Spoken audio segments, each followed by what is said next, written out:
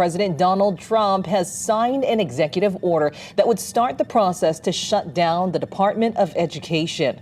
The president was flanked by school children and Education Secretary Linda McMahon during the signing ceremony, which happened at the White House. Now, even though the president said the move would return education authority back to the states, school officials across the U.S. remain uncertain over the changes this would bring. And Rena Roy has that story.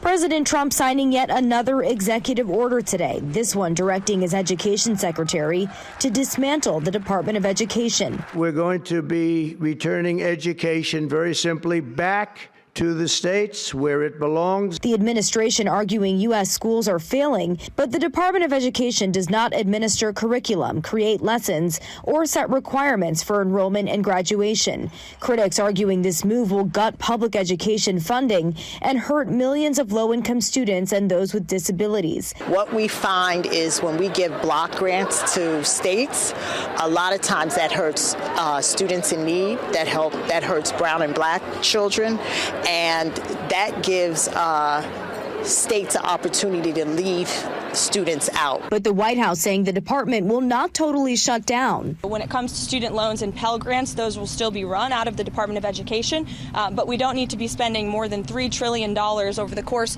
of a few decades on a department that's clearly failing in its initial intention to educate our students. Officials saying a smaller agency will help carry out some of the critical functions that the department focuses on, like enforcing laws against discrimination and providing funding for low-income students and special education. I don't believe that those funds will still be there if this department is closed. Head of the American Federation of Teachers, Randi Weingarten, saying on social media, "Mr. President, we will see you in court."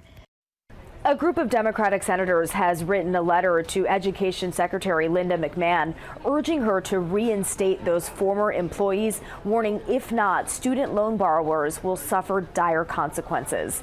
Rena Roy, ABC News, New York. Well, Governor Josh Green responded to the president's executive order today, saying, quote, President Trump's executive order to dismantle the U.S. Department of Education threatens this support, shifting responsibilities to the states without clear funding solutions. This could place additional strain on our budget and impact vital programs like special education and school meals. I will continue to advocate for strong federal-state partnerships to keep Hawaii's education system well-funded and responsive to the needs of our students and educators. Now, the state's DOE gets 11% of its funding from the federal government each year. More than $52 million of those dollars go to Title I funding, which affects tens of thousands of special learning students across the state. And that money also goes to hiring teachers and support staff. Now, Hawaii Senator Brian Schatz responded to today's signing as well. In a statement, he says, quote, schools across the country rely on federal dollars, but the president would rather gut their funding and funnel it into the pockets of billionaires. This time, it's our children who will pay for it with their future, end quote. Now, on the other hand, Hawaii Representative Diamond Garcia, he's criticized the nation's education system, and he believes this is a beneficial move for the future of Hawaii's learners. So in a statement, he says, in part, quote, returning control to the states means giving parents, teachers, and local leaders the power to make decisions that actually improve education.